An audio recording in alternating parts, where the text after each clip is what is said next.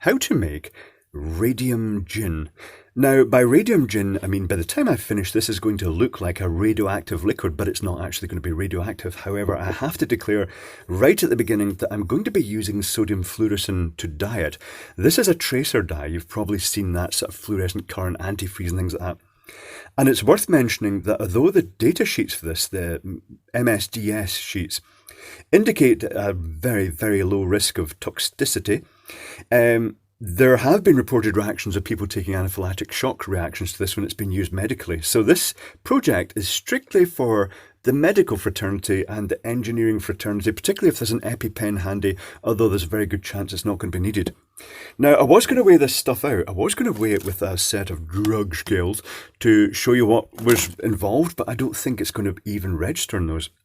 So we start off the project with a bottle that looks nice and sort of vintagey, Victorian-y, the sort of thing you'd have found actual radium liquid in, because they used to sell radium links. And I have decanted some Belgravia gin into it. Why Belgravia? It's because it was the cheapest in the supermarket. Really, you don't want to use posh gin for this. Let's get the top off.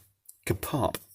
Let's open this, noting that when you open dyes like this, and rhodamine B is one of the worst for this, it's a super concentrated dye. The dust that has just come off that will stain everything. It stains everything. Now, I'm going to take a tiny little scoop. Do you see that little scoop? I think that's too much. I'm going to put it in, and we'll see what happens.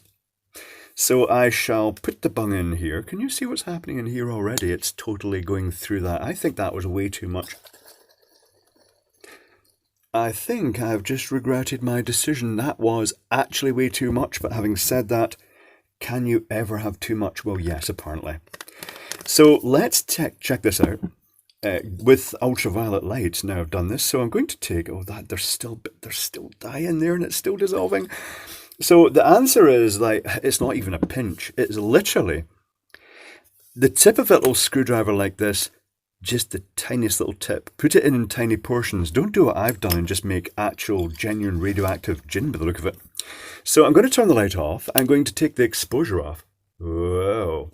And I'm going to shine an ultraviolet light up it. Oh yeah, that is just absolutely popping.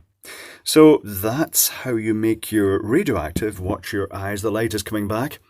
That's how, well, blimey, I didn't need to really turn the light off, did I? Wow, look at that. So that's how you can make it, but as I say, there's more dye in there, it's still dissolving, oh no. There is that slight risk that it could cause anaphylactic shock, so I can't actually recommend this for general use, but I shall lock the exposure.